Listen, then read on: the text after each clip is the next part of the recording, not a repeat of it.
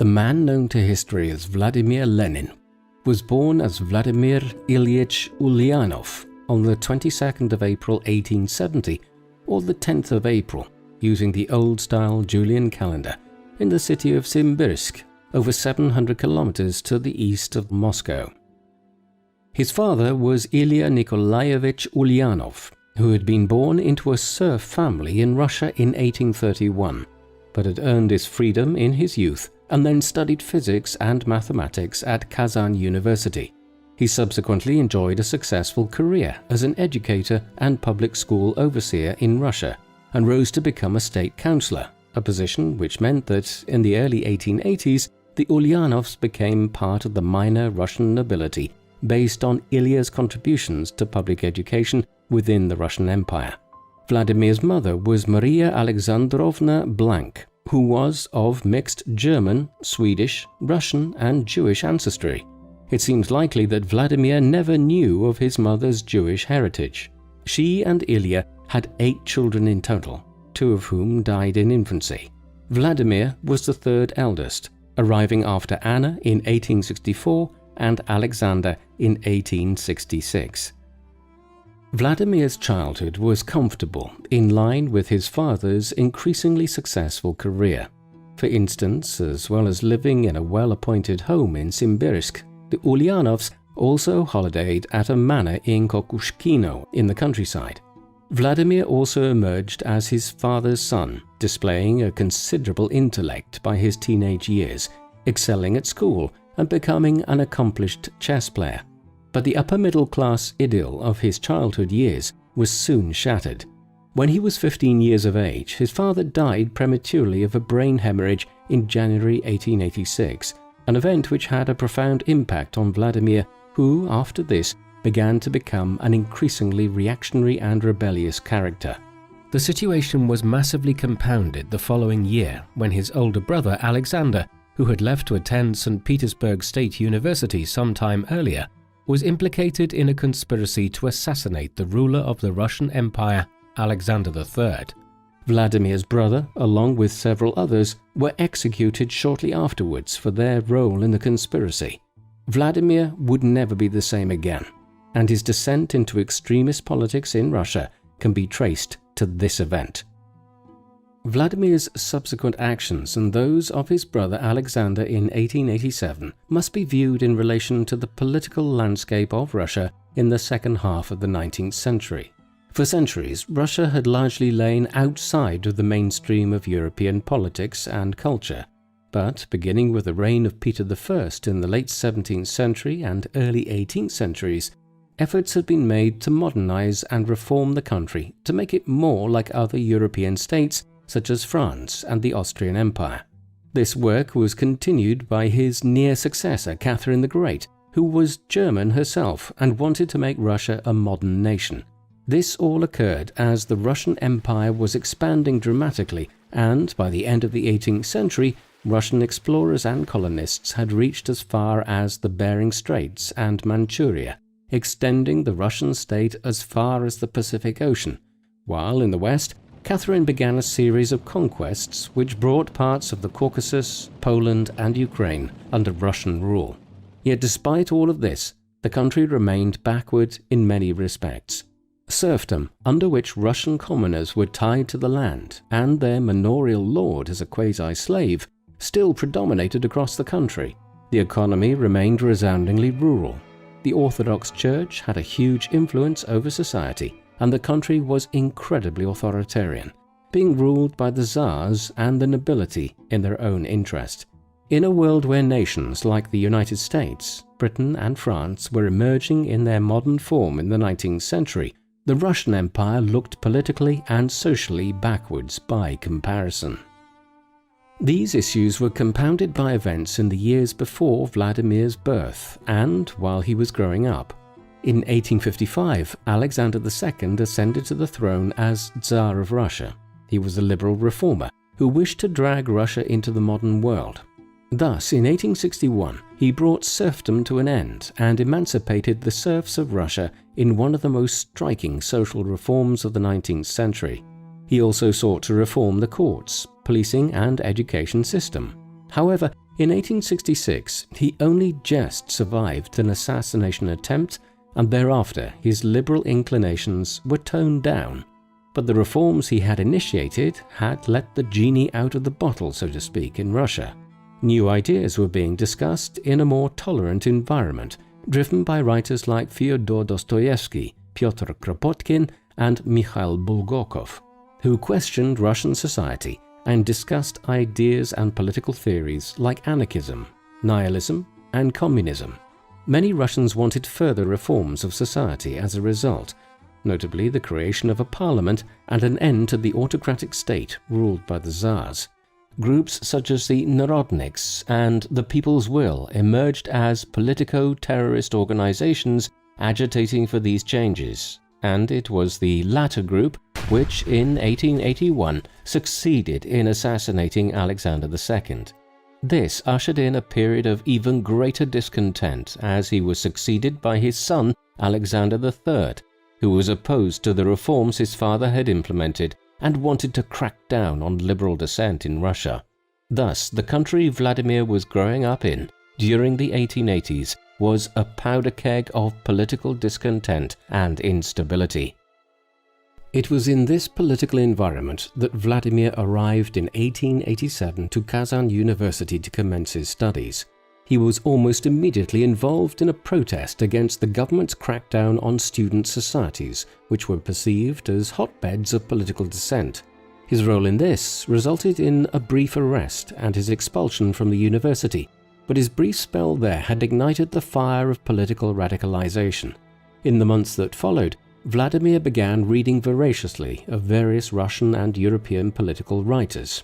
Amongst others, he was soon attracted to the writings of Karl Marx and Friedrich Engels, two German political philosophers and social critics who had been deeply critical of the manner in which industrial society was developing and who had postulated in their 1848 pamphlet, The Communist Manifesto, that bourgeois capitalist society should be replaced by one in which the industrial proletariat took everything in society into communal ownership. This appealed to Vladimir at a time when industrialization was beginning to rapidly advance in Russian cities like Moscow, St. Petersburg, Kazan, and Samara. However, it was not the only intellectual influence on him at this time, and his political views were still under formation, although there is no doubt they were radical even before he reached his 20th year.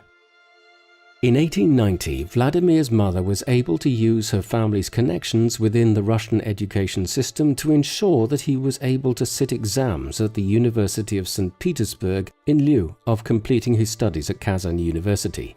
He passed with first-class honors and thereafter took up a position as a legal assistant in Samara during the 1890s. Throughout these years, he continued to foster his political radicalism and was involved in numerous political organizations. Russia's radical politics was buoyant at this time, owing to events in 1891. A dry autumn was followed by a bitterly cold winter, where temperatures dropped to below -30 degrees Celsius in some parts of the country along the course of the river Volga. This was followed by a particularly dry spring and summer in 1892, all of which combined to cause harvest failures across much of Russia. Famine struck thereafter, and this was compounded by the incompetent response of the government of Tsar Alexander III and other pillars of Russian society, such as the Orthodox Church. By the time the famine abated in late 1892, over 350,000 people had died of starvation, and millions more were malnourished or badly impacted in some other way. As criticism of the government escalated, radical groups such as the Communists and Nihilists gained ever greater numbers of supporters in Russia. As the political radicalism of Russian society increased, Lenin found himself feeling marginalized in provincial Samara, and so it was that in 1893 he set off for the capital, St. Petersburg. There he continued to work as a legal assistant, but his energies were primarily poured into working to foster the Marxist and communist movement in the city. Socially revolutionary groups such as these were effectively outlawed by the government of Alexander III. However, his premature death from kidney failure in 1894 brought his son Nicholas II to the throne. But while he was more liberal than his father, the political environment would remain repressive. No sooner had he arrived in the capital than Vladimir became involved with a revolutionary communist cell in the city, whose members primarily came from the Technological Institute of St. Petersburg. They termed themselves Social Democrats in emulation of the Social Democratic Party of Germany, which was Marxist and communist in its ideology. Already by the spring of 1894, Vladimir was under observation by the secret police in St. Petersburg, as he had come to their attention as a rising Marxist figure. Nevertheless, his politics only became more radical in the months that followed, particularly so after he met and entered into a relationship with Nadezhda Krupskaya, whom he referred to as Nadia, a school teacher who espoused radical Marxist political views.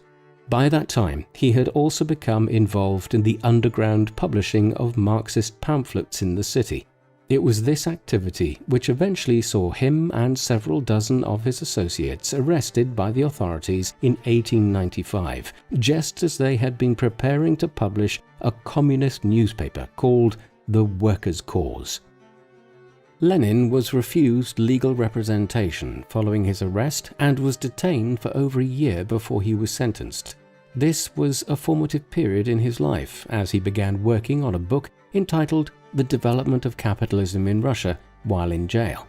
Eventually, late in 1896, he was sentenced to 3 years in exile in Siberia, the cold, vast and inhospitable region of Russia beyond the Ural Mountains. This was not a prison sentence, but the Russian state viewed exile to Siberia as effectively removing a political threat from civilization. So remote and underpopulated was Siberia.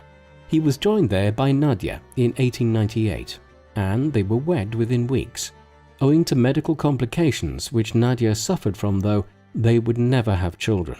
Vladimir continued to write throughout this time, eventually publishing The Development of Capitalism in Russia under the pseudonym Vladimir Ilyin in 1899. His exile ended in the early spring of 1900, but the authorities forbade him from returning to St. Petersburg, and so it was that he briefly settled in Pskov, a city south of the capital. Here, Vladimir became involved in publishing a new revolutionary newspaper entitled Iskra, meaning the spark. However, he quickly realized that he would be rearrested and suffer an even greater sentence if he continued to operate on Russian soil. Consequently, in the summer of 1900, he left for Switzerland, connecting with some revolutionary groups there before relocating to Munich in the German Empire, where he was joined by Nadia in 1901. It was at this time that he began writing under the name which he would become synonymous with, Lenin. By 1902, he and Nadia had moved again, this time to London, where Lenin ran Iskra from afar, with the paper being smuggled into Russia. It was during this time in exile in London that Lenin composed his most famous written work, What is to be Done, in 1902. In this, he rejected the view held by many communists that it was inevitable that the proletariat would move society towards a socialist state in advance of a communist one. Adherents of this view claimed that the role of communist parties was simply to shepherd that process along. Instead, Lenin believed a more interventionist line was needed in order to ensure the victory of communism over capitalism, if needs be, by overt armed struggle. His belief was that the working conditions of the proletariat and other factors did create a greater desire for a socialist state amongst the workers of countries like Russia, Germany, and Britain, but they would not move towards socialism and then communism without a revolutionary movement to guide them there. Once this was achieved in one nation, Lenin believed that the state would serve to drive the international communist movement. As such, Lenin now conceived of the Russian communist movement as what he termed the vanguard of the proletariat, a movement which would lead the proletariat of Russia and then Europe towards communism. But inherent in this view was a danger. If the communist parties in Russia were responsible for the communist movement both at home and internationally, then surely all manner of conduct by the Russian communist movement could be justified as necessary for the greater good of international communism. In London, Lenin also became involved in one of the critical episodes in the early history of the Russian communist movement. While Lenin was in exile in Siberia in 1898, the disparate revolutionary cells and groups that constituted Russian communism had united into the Russian Social Democratic Labour Party, or RSDLP, formed at an underground conference held in the city of Minsk in March 1898. The party was soon being targeted by the Russian secret police, the Okhrana, and several of its leaders were arrested and imprisoned within months of its establishment. Accordingly, a decision was taken to hold the RSDLP's Second Party Congress abroad when it was held in 1903. However, when the delegates met in London in a chapel in Tottenham Court Road in August, divisions soon began to appear. One faction, led by Julius Martov, agreed that party membership should be kept broad in order to appeal to as many people as possible back in Russia, as industrial workers there still only constituted 3% of the population. However, the other faction, which Lenin quickly emerged as the leader of, argued that membership should be restricted to more committed revolutionaries. When a vote was held on the matter in November, the party split in two. Lenin's group became known as the Bolsheviks, and the other faction were known thereafter as the Mensheviks. The Bolsheviks were the smaller grouping, though confusingly Bolshevik actually means majority, and Menshevik means minority, a contradiction owing to the fact that the majority of the editorial board of Iskra voted in favor of Lenin's faction. The split between the Bolsheviks and the Mensheviks did not result in the creation of two autonomous political parties immediately. Rather, these now became two factions operating within the RSDLP. Nevertheless, the division between them was extremely acrimonious, fueled by Lenin himself, who, in the summer of 1904, published a treatise entitled One Step Forward, Two Steps Back, which bitterly attacked the Mensheviks. These actions were successful, and by early 1905 the Bolsheviks were acquiring control of the Central Committee of the RSDLP. The timing was propitious, as important events were occurring in Russia in the first months of 1905. On the 22nd of January that year, a procession of several thousand unarmed workers marched on the Tsar's Winter Palace in St. Petersburg to peacefully present a petition for an improvement of workers' rights in Russian factories. In a striking overreaction, government forces opened fire on the protesters, killing over 150 people and injuring hundreds more in what became known as Bloody Sunday. This, combined with Russia's defeat in the Russo-Japanese War, incited a revolution across Russia in 1905, with workers striking in many cities, portions of the army mutinying, and agrarian unrest across the countryside. The revolution of 1905 was the spark which led Lenin to return to Russia for the first time in 5 years. He was soon in St. Petersburg, where he was central to establishing a new communist newspaper entitled Novaya Zhizn, meaning New Life. Through this and his other writings, he advocated in favor of trying to expand the RSDLP membership at this time of intense revolutionary fervor in Russia. But the moment was already passing the party by. In October 1905, the Tsar Nicholas II issued what is known as the October Manifesto. In this, he made wide-ranging concessions to the myriad protesters throughout Russia. These included a declaration that many civil rights, which had been established elsewhere in Europe as far back as the 18th century, would now be granted to Russian citizens, while the manifesto also promised that a new Russian parliament, to be known as the Duma, would be created, and political parties could be established to elect members to this legislative assembly. This had the effect of ending the political crisis and concluding the revolution of 1905. However, thereafter, Nicholas reneged on most of his promises. While a state Duma was established, Nicholas disbanded the first one, which was elected in 1906, when the membership of the parliament was deemed to be too radical. Further Dumas were conservative and ineffective organs of government. Meanwhile, martial law was quickly imposed in 1906, and political dissent was crushed across Russia in the years that followed. As the political crackdown gathered pace in 1906 and 1907, Lenin and the Bolsheviks considered their options. The revolution of 1905 had clearly been a false dawn. What then was the path forward? One faction, led by a rising figure within the Georgian branch of the communist movement, Joseph Stalin, advocated engaging in a terror campaign whereby state institutions would be attacked, a program which would have the added benefit of helping finance the RSDLP. There were few supporters of this, though Lenin was not entirely opposed to it. By early 1906, in the face of the crackdown, he had slipped over the border into the Grand Duchy of Finland, which was a constituent part of the Russian Empire, though ruled somewhat autonomously.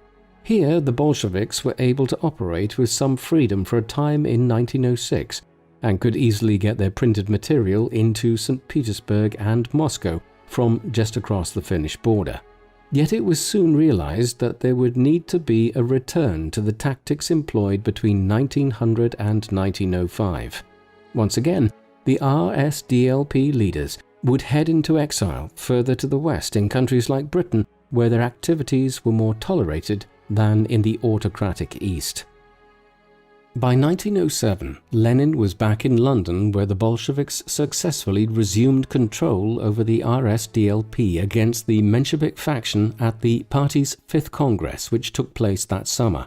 A decision was then taken to move the party's headquarters to Paris, where Lenin and Nadia had relocated by the end of 1908 as part of their never-ending lives as nomadic revolutionaries, but not before Lenin had spent several months undertaking research in the British Museum in London in the summer of 1908, work which became the basis of his book Materialism and Empirio-Criticism. The subsequent move to Paris also proved transient, and over the next several years, Lenin spent stints, usually consisting of a few months at a time, in Stockholm, Copenhagen, Prague and Krakow. These were years of decline for him, as his influence with the RSDLP seemed to ebb as some elements within the party favored entering into parliamentary politics back in Russia, despite the fact that the State Duma Tsar Nicholas II had established in 1905 was little more than a smokescreen to pretend that parliamentary representation had been granted in Russia. Moreover, both his and Nadia's health were declining. Lenin was probably suffering from the early stages of acute atherosclerosis, a disease which leads to an abnormal buildup of fat and cholesterol on the artery walls, though some have hypothesized that his health problems may have stemmed from neurosyphilis. Whatever the exact cause of his ailment, it began to cause considerable problems during these years in exile, as his star waned within the Russian communist movement.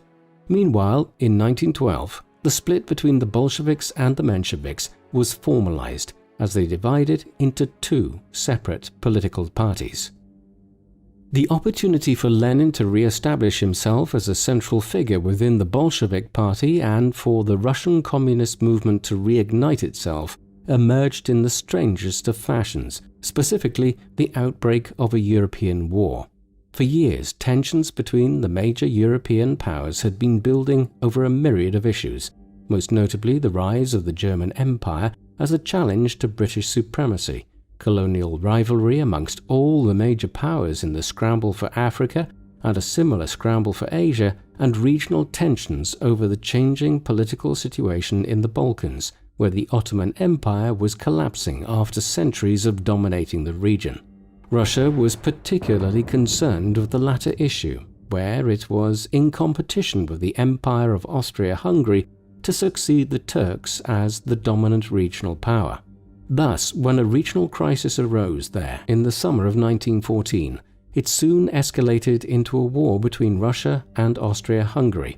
Within days, Germany had joined Austria-Hungary, and the British and the French had, in turn, declared war on the governments in Berlin and Vienna in support of their Russian ally. The First World War had commenced. By the end of it, Russia would be transformed. When the war broke out in the final days of July 1914, Lenin was in Galicia, a region which straddles the borders of Poland and Ukraine today, but which formed part of the Austro-Hungarian Empire in the early 20th century. He was briefly imprisoned by the Austro-Hungarian authorities owing to his Russian citizenship, but he was soon able to prove that he was anything but a supporter of the Tsarist regime of Nicholas II. Thus, he was released, and he and Nadia headed to neutral Switzerland, where they spent the next 2 years as the war raged around them in Europe. There he continued to write and theorize, publishing Imperialism, the highest stage of capitalism, in 1917.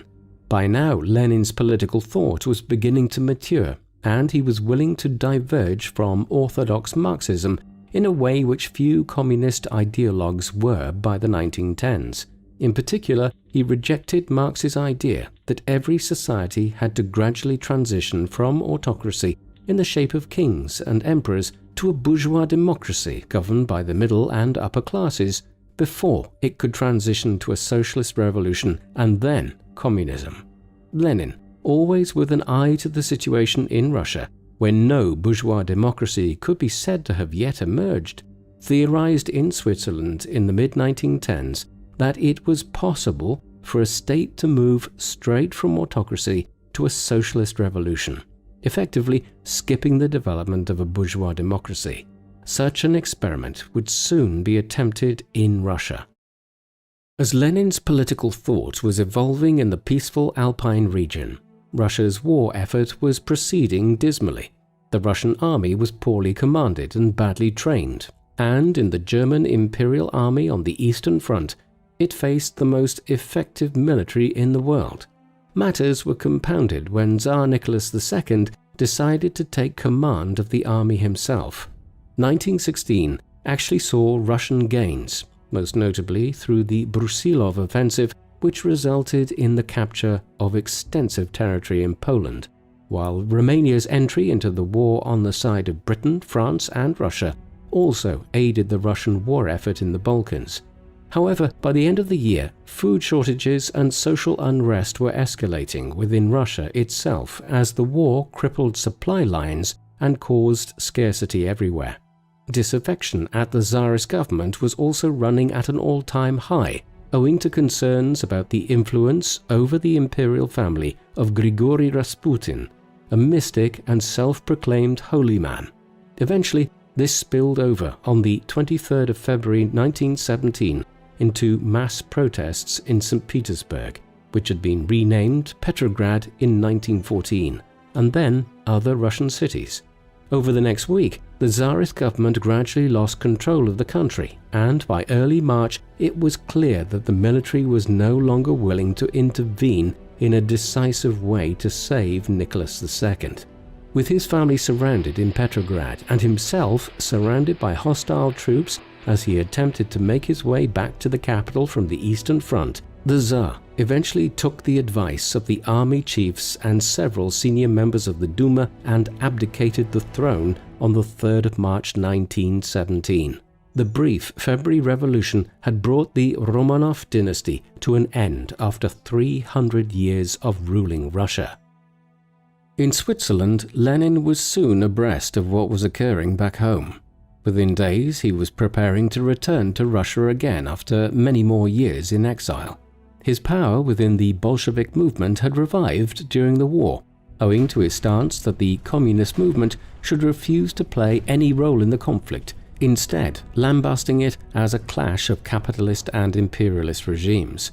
He was facilitated in his efforts to head back to Russia by the German government, who provided a sealed train to him and a few dozen other Russian dissidents to travel from the Swiss-German border to the North Sea, the belief being that Lenin would serve to destabilize Russia's politics and potentially aid the German war effort on the Eastern Front.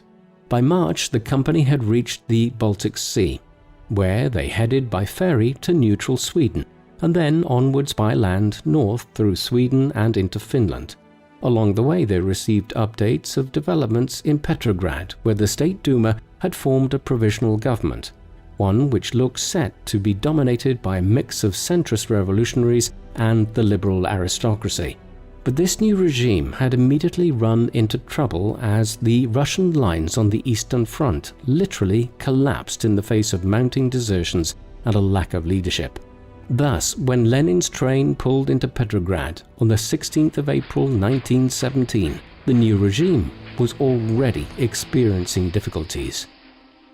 He immediately set to work bolstering the Bolshevik cause, addressing large rallies of proletarian workers in the city in the late spring and early summer, as well as distributing the April Thesis, which he had written on his journey back to Russia, and which called for a new government based around workers' councils called Soviets.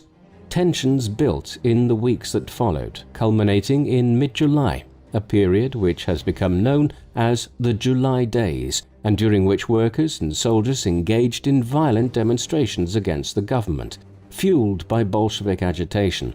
In the aftermath of the July Days, the provisional government moved to suppress the Bolsheviks, and Lenin and many of his followers fled over the border to the semi-autonomous Grand Duchy of Finland.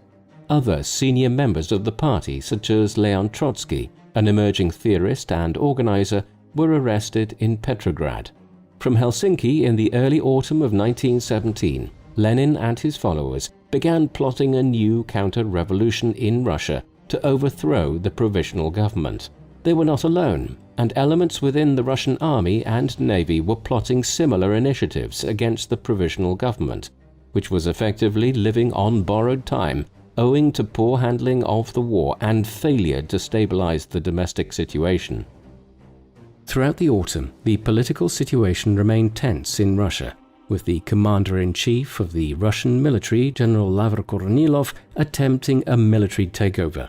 In order to suppress this, the provisional government was forced to turn to the communists and their workers' Soviets in Petrograd for help, a development which strengthened the cause of the Bolsheviks. Lenin was consequently able to slip back across the border into the capital in early October, where Leon Trotsky had been elected as head of the Petrograd Soviet. The Bolsheviks had also managed to outflank their rivals within the Russian communist movement, the Mensheviks, by this time. The latter had played a greater role in the State Duma over the years and had cooperated more with the provisional government since March, whereas the Bolsheviks were increasingly able to capitalize on their persistently uncompromising attitude since the 1900s. Thus, by the time Lenin returned to Petrograd in October, the time was wholly propitious for the Bolsheviks to try to seize power in Russia once and for all. The coup, which occurred in Petrograd on the 7th of November 1917, or the 25th of October in the Julian calendar, which Russia used at the time, was one of the seminal moments in modern world history, lauded thereafter by the communist movement as the October Revolution. It followed from several weeks of planning by Lenin, Trotsky, and others in Petrograd in early and mid-October. Armed militias were prepared in Petrograd, Moscow, and other cities to move against the government. It is a sign of how powerful the movement had become that the provisional government was aware of what was being planned, but could not stop it, despite efforts to effectively shut down the city of Petrograd on the 24th of October to forestall a further revolution. Lenin and Trotsky responded by calling on the Military Revolutionary Committee and the Soviets to occupy government buildings on the 25th of October. By the end of the day, most of Petrograd and Moscow were under Bolshevik control.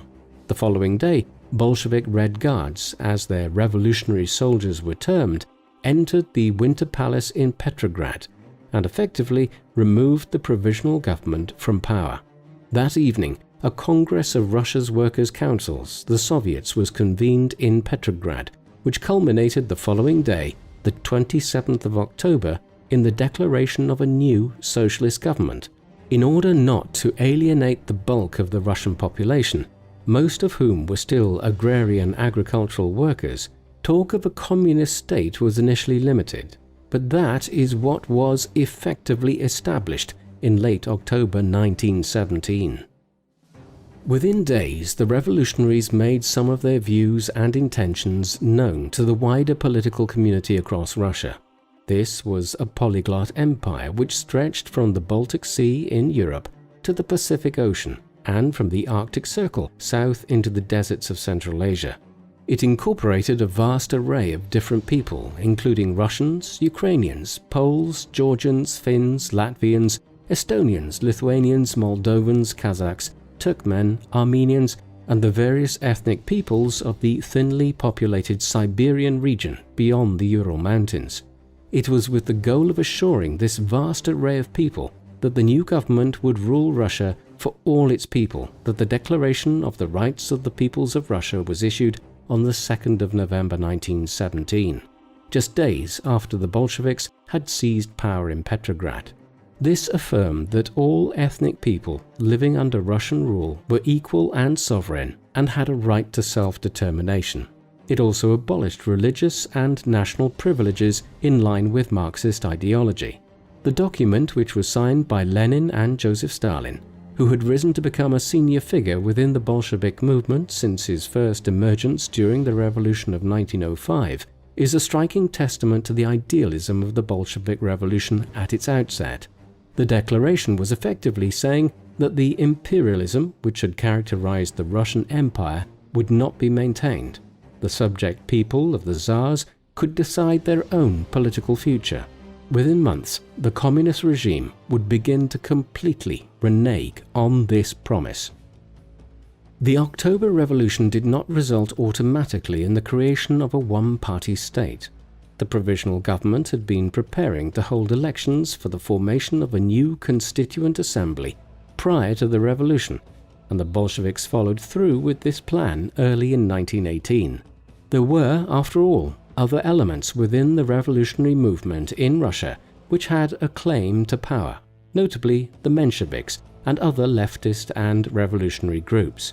Accordingly, a Russian Constituent Assembly met in January 1918, but events were overtaking it as the Bolsheviks, who in March 1918 were to formally rechristen themselves as the Russian Communist Party, aspired to absolute power. In the months that followed, real power was increasingly vested in the hands of the workers' councils or Soviets in cities like Petrograd and Moscow, while centralized power was monopolized by the Political Bureau or Politburo of the Russian Communist Party. In tandem, the party began a concentrated campaign of expelling Mensheviks and members of other socialist and revolutionary groups from the Soviets and other political bodies. Thus, by the end of 1918, the Russian Communist Party had effectively turned Russia into a one-party state which they controlled. Lenin emerged in the course of this formative year as the head of the new communist state. Perhaps most importantly, he was the chair of Sovnarkom, the name of the Council of People's Commissars, which effectively oversaw the governance of the Soviets or workers' councils throughout Russia on behalf of the Russian Communist Party. It would subsequently become one of the main executive branches of the government of what was evolving into the Soviet Union. The chairs of Sovnarkom would later serve as the official head of state, but these titles and roles were still evolving in 1918. As well as chairing Sovnarkom, Lenin also sat on the Politburo and the Council of Labor and Defense. Thus, when Lenin relocated to the Kremlin in Moscow, the ancient center of government prior to the moving of the capital to St. Petersburg by Tsar Peter I in the early 18th century, he did so as the most powerful figure within the new communist regime. This came at a cost, though. With the political environment still highly unstable, there were 3 serious attempts on his life alone in 1918. The third assassination attempt on the morning of the 30th of August 1918 resulted in Lenin being shot twice and badly wounded, with blood entering his lungs. His health, which had been precarious for years, rapidly declined in the period thereafter. In tandem with this reorganization of the government in 1918 to establish a country ruled by the Politburo, Sovnarkom and the Soviets, 1918 saw the Communist Party begin to introduce a number of major economic reforms in line with Marxist ideology. As early as the 8th of November 1917, less than 2 weeks after the October Revolution, a decree on land was issued by the new government. This declared that all the land across Russia, which was owned by the old Russian nobility and the Orthodox Church, was now confiscated by the state and was to be presently redistributed amongst the peasantry in line with communist ideology. A debate would follow involving Lenin and others over what kind of agricultural policies should be followed thereafter. Lenin favored the establishment of large collective farms run by the state, but this would not be resolved for some time. In the cities, major industries and factories were also brought under state ownership, and the new ownership structure effectively handed control of them over to the Soviets. New rules were introduced to reform the labor laws as well. For instance, the working day was limited to 8 hours a day, a highly liberal decision given that workers across Europe in many countries like Britain and Germany had been agitating for decades to have the working day gradually reduced from as much as 14 or 12 hours a day.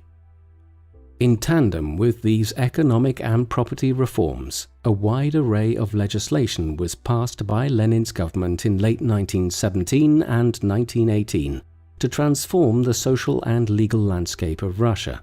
For instance, communist ideology rejected religion. Accordingly, in January 1918, the new government decreed the immediate separation of church and state at a time when organized Christian churches across Europe still had a major influence over education and other social matters. In tandem, the new communist state stepped into the breach and began providing free education to all. In a country like Russia, where only a very small proportion of the population were in receipt of a comprehensive education in the early 20th century, this was a major development, and a campaign to begin tackling widespread illiteracy was also initiated. Other aspects of Russian life, such as banking, transport, trade, and communications, were also soon being brought under state ownership, while the old Tsarist legal system was quickly replaced by one presided over by people's courts. This differed from most judicial systems across Europe, and the common law courts of Britain in particular, as they were presided over by a mix of a judge and two people's assessors. The latter were like jurors in the common law system, but with greater powers, which included the right of decision in cases in cooperation with the judge. Of course, beyond these economic and social reforms, there was still a war to be dealt with. 1917 had been a terrible year for the Russian war effort on the Eastern Front. In the course of it, mass desertion and the unwillingness of many Russian military commanders to fight first for the Tsarist regime and then for the provisional government following the February Revolution had seen the German Empire advance along a wide front stretching from the Baltic Sea southeast through Poland and Ukraine. Lenin's government quickly accepted that it could not hope to extricate Russia from the conflict without the loss of territory, and so it entered into negotiations almost immediately with Berlin, with a view to terminating Russian involvement in what Lenin had always lambasted as a capitalist imperialist conflict. Accordingly, on the 3rd of March 1918, just 4 months after the October Revolution, Russia and the Central Powers led by Germany signed the Treaty of Brest-Litovsk. Under the terms of the agreement, Russia effectively renounced control over all its territories in the Baltic States region, Poland and Ukraine. Germany annexed much of the Russian territory in Poland, while the Baltic states of Latvia, Lithuania and Estonia were made into independent German vassal states. A new Ukrainian state acquired its independence, as did Finland. Further to the southeast, Russia also ceded some territory to Germany's ally, the Ottoman Empire. This was an incredibly punitive peace agreement, one which stripped Russia of a vast amount of its prime agricultural land and industrial cities, as well as some of the most densely populated areas of the Russian Empire. But in agreeing to it, the nascent communist state extricated itself from the war with Germany in order to concentrate on consolidating its control over Russia. Lenin's government desperately needed peace with Germany and the other Central Powers in the spring of 1918, for the revolution which they had initiated in October 1917 had not been accepted by a great many elements within Russia, and civil war was developing across the nation. The primary enemy of the new regime were known as the White Army, in contrast to the Red Army of the Soviet regime. But in reality, the Whites were a very broad array of counter-revolutionaries who were unwilling to accept the new regime. They included large segments of the old Russian aristocracy and the Orthodox Church, both of which overnight had found themselves stripped of the great wealth and power which they had enjoyed in Russia for centuries. Other elements amongst the Whites included fractious elements within the Russian army and navy who were unwilling to accept the communist takeover, as well as other centrists and leftists who gravitated towards the counter-revolution once it became clear that the Bolsheviks were going to monopolize power and that there would be no form of democratic communism in Lenin's Russia. By the spring and summer of 1918, significant parts of Russia had fallen into the hands of this unorthodox alliance of anti-Bolsheviks. The early stages of the Russian Civil War were difficult for Lenin's government. This was owing to events elsewhere. By the late autumn of 1918, the First World War was winding down as Germany and the Austro-Hungarian Empire began to collapse internally.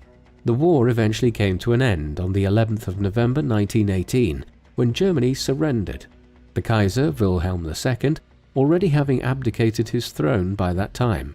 With the wider global conflict over, the victorious powers, particularly Britain but also France, the United States and Japan, determined to ensure the overthrow of the new communist state in Russia. The great powers in London and Paris were determined that a radical socialist government would not come to control one of the most powerful states in Europe, and so from late 1918, Britain and others began supplying enormous resources to the White Army. Expeditionary forces were also dispatched to Russia by Britain and others, while the newly created state of Poland, which was formed following Germany's defeat, went to war with Russia with Western aid. As this occurred, the early stages of the Civil War in 1918 and 1919 were very difficult for Lenin's government, and it seemed for some time that the new regime might not survive long.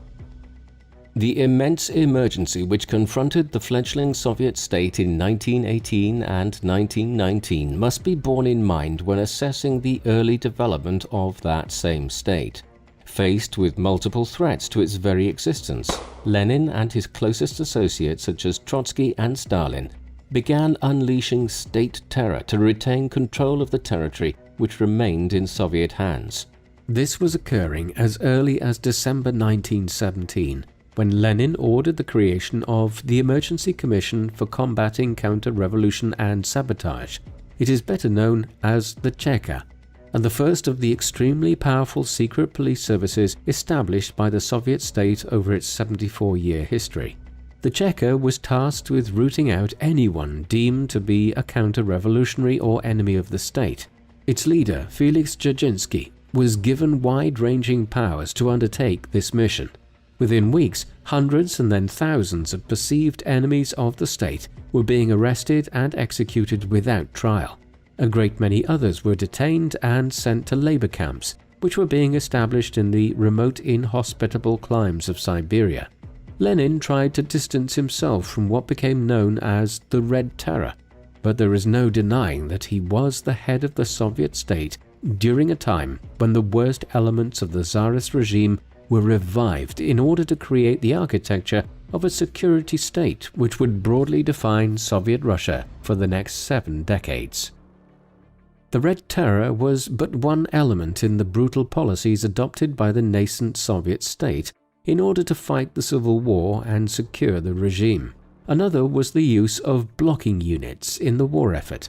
The idea for these had come from Leon Trotsky and essentially involved using units of Red Army soldiers who stood behind the Soviet front lines and gunned down any Soviet soldiers who attempted to retreat. Brutal as these methods were, they soon proved effective. The war effort reached a low ebb in the summer and autumn of 1918, as a British and French expeditionary force landed at Arkhangelsk on the White Sea before the war against Germany had even been concluded. A legion of Czech and Slovak soldiers which had penetrated deep into Russia seized the city of Kazan, and Vladivostok, the main port in the east, was attacked by the Japanese. Thereafter, Trotsky mobilized the Red Army in an effective manner. Kazan was retaken in September 1918, and Samara followed in October. However, these efforts were offset when newly independent Poland declared war in November. Yet the initial onslaught of 1918 by the Western powers and their proxies had failed to crush the communist state, and the end of the First World War brought distractions for the Entente powers, as wars broke out in Ireland, Turkey, and other regions. In 1919, the Red Army went on the offensive. In early February, Kiev fell as the Communists began reasserting the control over Ukraine, which they had lost with the Treaty of Brest-Litovsk. By April, the British, French, and American troops in Ukraine were forced to pull out of the region, as the port of Odessa fell to the Russians and communist control of Ukraine was established. In August, the British and French expeditionary forces around Arkhangelsk and Murmansk in the north by the White Sea were evacuated.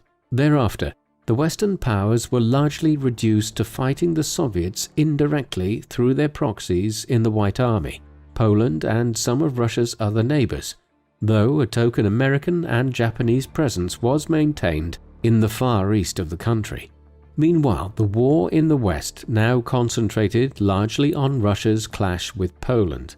At first, the Poles made major advances, seizing Kiev early in 1920, but after a Soviet counteroffensive threatened Warsaw, an armistice was agreed in the autumn.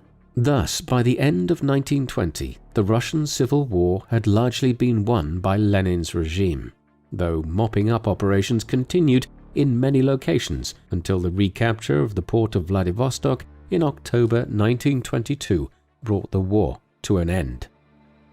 Lenin had left the leadership of the Red Army during the Civil War to others, most notably Trotsky. Instead, he had spent the late 1910s formulating a new approach to international socialism and communism.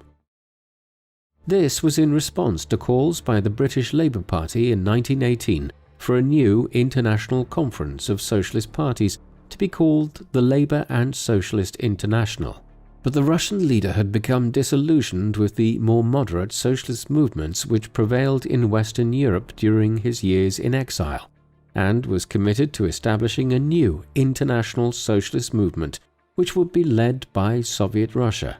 Accordingly, in March 1919, the first Congress of the Communist International was held in Moscow, better known as the Comintern. There was much optimism at this about the possibility of a world revolution of socialism, given that communist revolutions had occurred in Germany and Hungary in the weeks preceding the first Comintern. But these were soon suppressed, and in his later years, Lenin must have been aware that no immediate overthrow of the international capitalist system would occur. Nevertheless, the establishment of the Comintern was extremely significant, as in years to come it would serve as a major instrument of international communism led by the Soviet Union. One final policy of the Soviet regime under Lenin warrants attention. In the spring of 1921, as the Civil War was winding down, the Soviet leader promulgated the new economic policy. This represented something of a change of course for Lenin, who was always a staunch ideological Marxist. It may have surprised many then when he outlined plans for a new economic system which would allow the capitalist free market to continue operating on a limited basis in Russia for the foreseeable future. It was declared that Russians could also own small amounts of land and businesses, though major industry and large agricultural estates remained under state ownership. The purpose of the new economic policy was to stabilize the Russian economy in the aftermath of the war and introduce some growth into the system at a time when the worst famine since that of 1891 and 1892 had spread across the country. Ultimately, the new economic policy resulted in a major boost to the Russian economy as it exited the war, and pointed towards the benefits of at least allowing a limited amount of private ownership and free trade to continue. Yet the new economic policy would be gradually abandoned in the course of the 1920s as the process of state management of industry and farm collectivization intensified. The about-face in the early 1920s to adopt the new economic policy of course raises questions as to how we should perceive Lenin's political thought overall. After all, this was something of a new departure from classical Marxism. But then, Lenin had been willing to depart from the 19th century German political theorists' writings for some time, to the extent that Leninism became its own brand of communist thought by the 1920s, one which continued to influence communist regimes globally throughout the remainder of the 20th century. Essentially, Leninism's core idea was that a socialist revolution need not be preceded by the development of a bourgeois democracy and capitalist system, one which created a large urban proletariat which would implement the socialist revolution and then create a communist state in due course. Instead, Lenin espoused the idea of a dictatorship of the proletariat, no matter how small it might be in a given state, and that this vanguard party of the proletariat would then lead the rest of society towards socialism and communism. This was an important development. Marx would have scoffed at the idea of communism developing in countries like China, Mongolia, or Angola, where there was little industrialization, let alone a large urban proletariat. But Leninism, with its message of a small vanguard of the proletariat leading any nation to communism, would have a profound impact on the 20th century. Lenin, though, would not live to see any of this. His health had been steadily declining throughout the 1910s, though the exact cause of his ailment has never been definitively established. It deteriorated sharply following the multiple assassination attempts in 1918, in particular when he was shot twice and badly wounded that autumn. Thereafter, his physicians, of which there were dozens, called in during the late 1910s and early 1920s to try to resolve his problems, concluded that he might be suffering from blood poisoning, brought on by the fact that the bullets from this most serious assassination attempt had never been removed from his body. Eventually, in April 1922, he underwent an operation to have them surgically removed, but it did not bring about any improvement. Instead, throughout the early 1920s, he was increasingly restricted to Moscow as he suffered from an unusual combination of symptoms, including insomnia, a sensitivity to sound and other stimuli, headaches, nausea, and general fatigue. All of this eventually culminated in the summer of 1922 in the first of several strokes which he suffered in the space of just a few months. These left him partially paralyzed and increasingly restricted to a wheelchair. As Lenin's health declined precipitously in the early 1920s, thoughts inevitably turned to the succession and what arrangement might be put in place if he died or was rendered completely unable to lead the new Union of Soviet Socialist Republics, or USSR, as it had been newly christened in 1922. Lenin had never established himself as a dictator in an absolute sense, but he had become the preeminent figure within the Soviet state, based on his many years at its forefront in exile and his intellectual leadership. Therefore, it was conceivable that nobody would succeed him, but rather the Politburo would rule the Soviet Union collectively as a body. Yet, even Lenin doubted that such an arrangement could work and believed that a preeminent figure would succeed him. To that end, in the midst of his illness in the winter of 1922, he dictated his last testament. Here, he discussed the respective qualities of the viable candidates. Foremost amongst them was Joseph Stalin, who had risen by then to become the General Secretary of the Communist Party. But Lenin had become wary of the Georgian he had first met 17 years earlier at the time of the Revolution of 1905, claiming he was overly ambitious and poorly equipped from an intellectual standpoint. Instead, Lenin gave his approval for Leon Trotsky to succeed him. The dictation of the testament was one of his last lucid major acts. In March 1923, Lenin suffered another stroke, as a result of which he lost the ability to speak. Thereafter, he continued to decline before falling into a coma in the first weeks of 1924. He died on the 21st of January. The political machinations to succeed Lenin began immediately. Trotsky was convalescing from an illness in the warmer weather of the Caucasus region when Lenin died, and Stalin sent him incorrect details of the funeral arrangements so that he missed the state funeral which was held in Moscow on the 27th of January.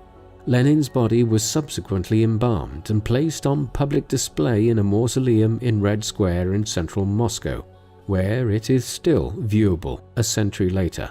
Despite Lenin's warnings, many of the other senior members of the Soviet regime and the Politburo favored Stalin in the aftermath of Lenin's death.